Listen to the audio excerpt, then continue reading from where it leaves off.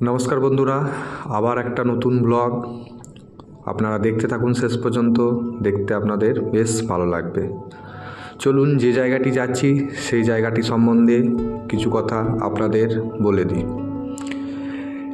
এটি হচ্ছে সতীর 51 পীঠের অন্যতম এক সতীপীঠ, উজানি কোগ্রাম মা মঙ্গলচণ্ডীর মন্দির। আপনারা দেখুন শেষ পর্যন্ত, আপনাদের দেখতে বেশ ভালো লাগবে।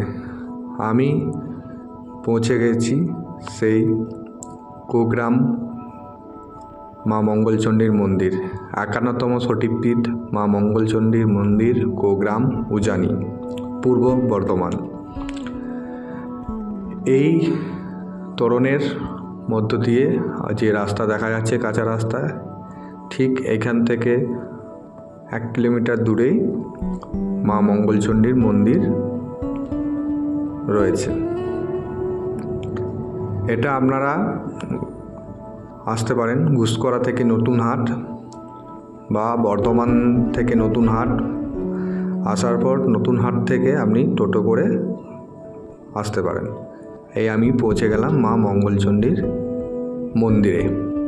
এখানে মা সতী মায়ের বাম হাতের কনুই পড়েছিল। এখানে দেখুন বোর্ডে লেখাই আছে, এখানে মা মঙ্গলচণ্ডী রূপে পূজিত হন। এই দেখুন সেই মন্দির বিগ্রহ। এখানে দুর্গাপূজা, শিবরাত্রি, কালী পূজা সময় বেশ ভিড় হয়। তাছাড়া পয়লা মাঘ এখানে অজয় নদের উজানিতে মেলাও হয়। মন্দিরের ঠিক পিছনেই অজয় নদ বয়ে চলেছে। এখানের প্রাকৃতিক সৌন্দর্য খুব মনোরম, মুগ্ধময়, স্নিগ্ধ। আপনারা এলে বেশ ভালো লাগবে। গ্রাম্য পরিবেশে এই মন্দির, আমি নিজেকে একটু দেখিয়ে নিলাম।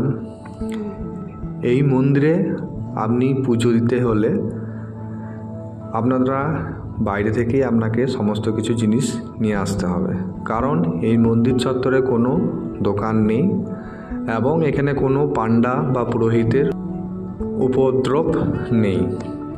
এখানে মন্দির সকাল 6টা থেকে সন্ধ্যে 7টা পর্যন্ত খোলা থাকে। পূজারী সকাল 10টা থেকে 12টার মধ্যে পূজা করেন এবং এখানে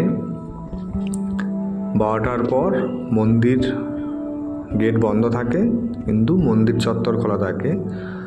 মন্দির চত্বর খুব মনোরম, খুব শান্ত, গ্রাম্য পরিবেশ, আপনার মন ভরে যাবে। আমিও চলে এসেছিলাম বেড়াতে বেড়াতে মা মঙ্গলচণ্ডীর কাছে।